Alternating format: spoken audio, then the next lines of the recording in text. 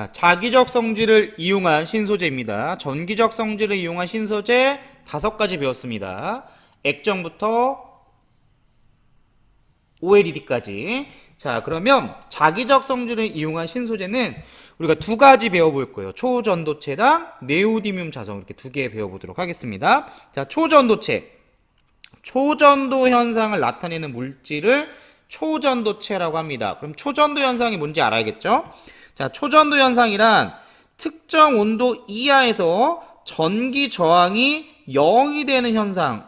엄청 획기적입니다. 획기적. 전기 저항이 0이 된다는 거는 얼만큼 획기적이냐면 우리가 발전소에서 전기를 생산해서 가정까지 오는데 전기를 이제 이동시키는 거죠. 근데 저항 때문에 이 전기 손실 전력이 발생합니다. 전기가 손실이 되는 거예요. 이 저항이 있기 때문에. 그러면 저항이 가장 작은 물질을 써야겠죠. 그래서 우리가 구리선을 쓰고 있는 겁니다. 현재 전선으로. 물론 구리보다 저항이 작은 물질들이 있어요. 은이나 금. 근데 걔네들은 비싸기 때문에 우리가 사용할 수 없는 거고요. 근데 만약에 전기 저항이 0이 되는 물질이 있다. 이제 초전도체죠. 0이 되는 물질이 있다. 그러면 걔를 바꾼다. 전선을. 그럼 발전소에서 100이라는 전기를 생산하면 가정까지 손실 없이 100이라는 전기가 다 올 수 있는 겁니다.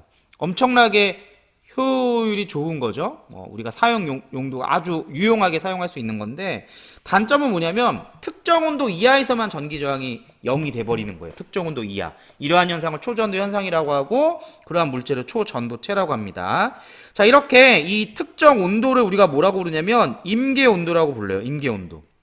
그래서 임계 온도란 전기 저항이 0이 되는 온도다. 전기 저항이 0이 돼서 초전도 현상이 일어나기 시작하는 온도인데, 이 임계 온도를 보니까 제일 처음에 만들어진 초전도체 임계 온도가 이만큼에 해당합니다. 4자만 보고 4도씨 그러면 괜찮은 거 아닌가? 그런데 여기 단위가 켈빈 단위가 되어 있죠. 켈빈 단위. 자, 기억나나요? 우리 앞에서 배웠는데 273 켈빈 온도가 약 0도씨 정도 되고요. 그러면 4켈빈 온도라는 것은 결국은 대략 한 270, 대략 270, 마이너스 영하 270도씨 정도 된다는 겁니다. 그러니까 초전도 현상이 일어나기 위해서는 어마어마하게 낮은 온도, 영하 270도씨가 돼야 되고, 그래서 이 초전도체로 전선을 만들었다 하더라도 전기 저항이 0이 되기 위해서는 그 주변을 항상 영하 270도로 만들어줘야 된다는 얘기예요. 그 비용이 훨씬 더 많이 들겠죠? 손실되는 것보다 영하 270도씨로 유지하는 게 훨씬 더 비용이 많이 들기 때문에 현재는 상용화가 안 되고 있습니다. 현재 많이 올라갔어요. 여기 임계 온도를 많이 과학자들이 올려놔서 영하 한 90도 정도까지 올려놓은 것 같은데, 그래도 아직은 우리가 실생활에서 사용하기는 조금 온도가 낮죠. 그래서 여러분들이 해야 할 일입니다. 초전도체의 임계 온도를 높이는, 상온에서 사용할 수 있도록 10몇 도 정도 상온에서 사용할 수 있도록 높여주고, 이걸 발명한다면, 만들어낸다면 노벨 물리학상을 받을 수 있습니다. 자, 다시 정리해 볼게요. 임계 온도란 초전도 현상이 일어나기 시작하는 온도, 초전도 현상이란 전기 저항이 0이 되는 현상, 특정 온도에서 이렇게 정리를 해주면 될 것 같아요. 초전도체의 특징과 유형. 우리가 방금 이제 살펴봤는데, 초전도체의 특징은 2가지가 있습니다. 첫 번째 특징이 전기 저항이 0이 되는 거예요. 임계온도 이하에서. 그래서 전기 저항이 0이 된다라는 게 첫 번째 초전도체의 특징이 되겠고요. 이 전기 저항이 0이 된다라는 걸 이용해서 우리가 어디다 활용할 수 있냐면, 열을 발생하지 않는다. 전기 저항이 0이니까. 그래서 전력 손실이 없다. 적다가 아니라 없답니다. 저항이 0이기 때문에. 그래서 전력 손실이 없는 송전선으로 사용하면 좋지만 아직까지는 임계 온도가 너무 낮기 때문에 한계점이 있는 거고요. 그 다음에 센 전류를 흘릴 수가 있다. 왜냐면 저항이 0이기 때문에. 그래서 매우 강한 자기장을 만들 수 있다라고 했어요. 요거는 여러분들이 중학교 때 배운 겁니다. 전류 자기장 기억나나요? 오른손 앙페르 법칙. 엄지손가락이 전류의 방향일 때 나머지 네 손가락이 감싸는 방향으로 자기장이 형성된다라는 거 배운 기억이 날 겁니다. 이렇게 전류가 흐르면 전류에 의해서 자기장이 발생하는데요. 전류가 세면 셀수록 더 센 자기장이 발생할 수 있기 때문에 초전도체에서는 엄청나게 강한 자기장을 만들어낼 수가 있습니다. 그래서 이런 걸 이용한 강한 자기장이 필요한 장치들, MRI, 그다음에 핵융합장치, 입자가속기. 이러한 것들은 나중에 2학기 때 한번 다룰 거예요. 핵융합장치나 입자가속기 같은 경우는. 자, 요거는 이제 우리 앞에서 살펴봤던 초전도체의 어떤 특징이고, 이제 여기서 나오는 두 번째 특징은 뭐냐면 외부 자기장을 밀어낸다라는 게 특징입니다. 외부 자기장을 밀어낸다라는 표현은 이렇게 기억하는 게 좋을 것 같아요. 자석 위에 떠 있을 수 있다. 무슨 얘기냐면 자석이 있으면 같은 극끼리는 서로 밀어내죠. N극과 N극은 밀어내고 S극과 S극도 밀어내고. 하지만 아무리 센 자석이라도 이 자석 위에 자석을 올려놓으면 얘가 공중에 떠 있진 않아요. 공중에 떠 있지 않고 중력에 의해서 얘가 떨어집니다. 물론 달라붙지도 않겠죠. 밀어내는 힘이 발생하기 때문에 이렇게 내려오다가 삐끗하면서 옆으로 이제 떨어진다든지 이런 현상이 일어나게 되는데, 이 초전도체는 외부 자기장을 밀어내는 힘, 즉 이 자석의 N극과 N극 또는 S극과 X극처럼 서로 밀어내는 척력이 엄청나게 강합니다. 엄청나게 강해서 우리가 앞에 선생님이 그림 설명을 따로 안 했는데 이 그림처럼 아래에 있는 자석 위에 초전도체가 떠 있을 수가 있어요. 엄청나게 강한 자석의 역할을 하기 때문에 이게 이제 외부 자기장을 밀어낸다라는 표현을 쓰게 되고요.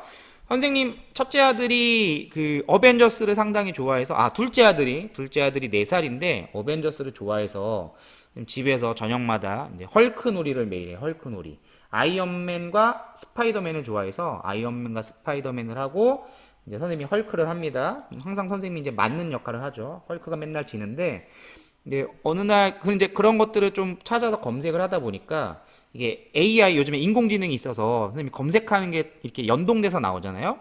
그런 것들이 많이 나오는 거예요. 아이언맨, 뭐 헐크, 스파이더맨. 아이언맨이 이렇게 그 날아가는 모습의 아이언맨이 공중에 떠 있는 피규어라고 해야 되나? 그런 거를 이제 선생님이 찾았습니다. 네이버 쇼핑에서. 이거 사주면 좀 좋아하겠다라고 검색을 해보니까 무려 40만 원 정도 하기 때문에 이건 섣불리 살 수가 없어서, 사실 뭐 아들을 사준다기보다는 제가 선생님이 갖고 싶어서 구입을 할까 고민을 했지만 40만 원 주고 사기는 좀 아까운 부분이 있어서 사진 못했는데, 어쨌든 그런 것도 초전도체를 이용한 그러한 장난감이 되겠고요. 그 다음에 그 제2롯데월드에 가면 지하 2층에, 그러니까 롯데월드 가는 반대쪽 끝에 가면 무지하고 유니클로 매장이 있어요. 거기 골목 사이로, 무지와 유니클로 그 골목 사이로 이렇게 들어가 보면 렉서스라는 일본 자동차 회사에서 운영하는 카페가 있습니다. 지금도 있는지 모르겠는데 그 카페 앞에 그 자석으로 레일을 깔고 초전도체를 이용해서 만든 스케이트보드, 그 스케이트보드가 공중에 떠 있는 걸 전시를 해놨습니다. 타보진 못하고, 선생님 타보고 싶었는데 타보진 못하고 전시를 해놓은 게 한 3, 4년 전에 본 것 같아요. 근데 지금도 있는지 모르겠어요. 그래서 혹시나 한번 거기 갈 일이 있으면 그 통합과학 수업을 들은 게 기억이 나면 한번 찾아가서 봐도 좋을 것 같아요. 나중에 인증사 찍어서 클래스룸에 올려주면 참 감사하겠습니다. 자, 하여튼 이러한 효과도 있습니다. 초전도체는. 그래서 자기부상 열차의 원리가 되는 거죠. 공중에 떠 있는 게 뭐가 좋으냐?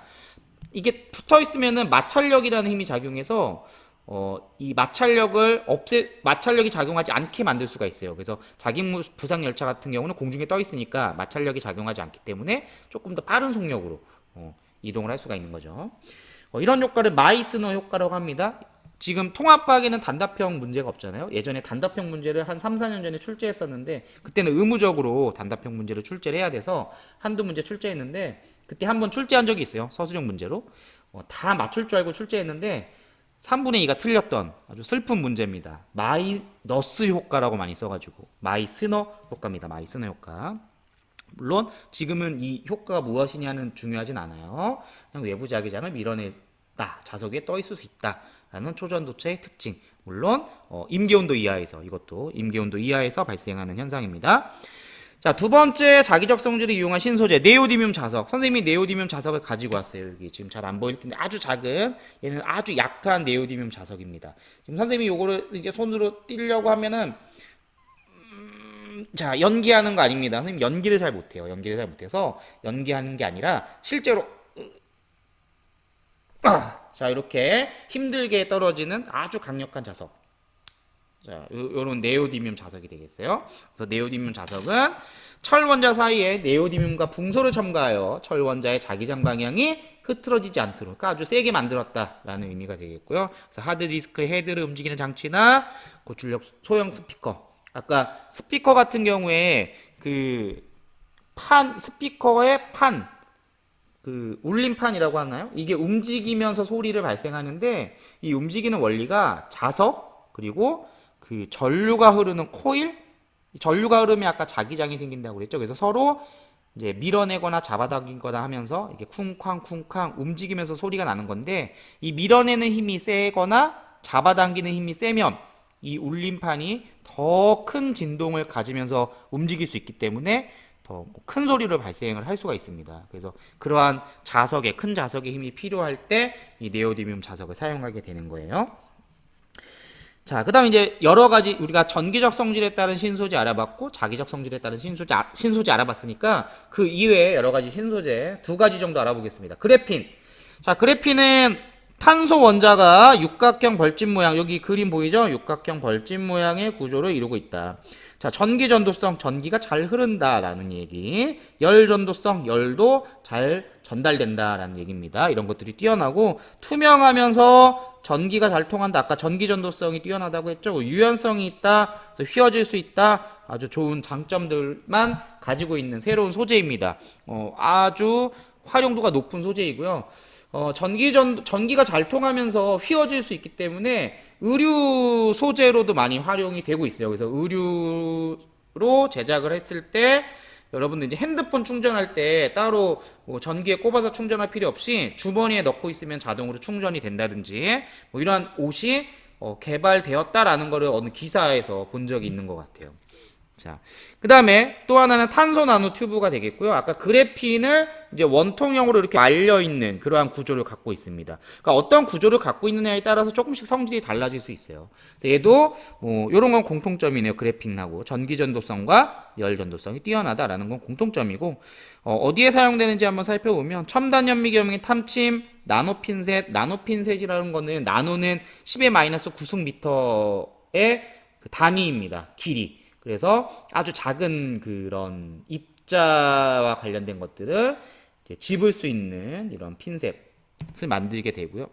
그리고 강도를 높인 복합 재료, 고강도. 그러니까 아주 단단하다는 얘기죠. 가벼우면서 단단한 소재. 그래서 요즘에 뭐 자전거라든지 자동차라든지 이러한 소재로도 활용이 되고 있습니다.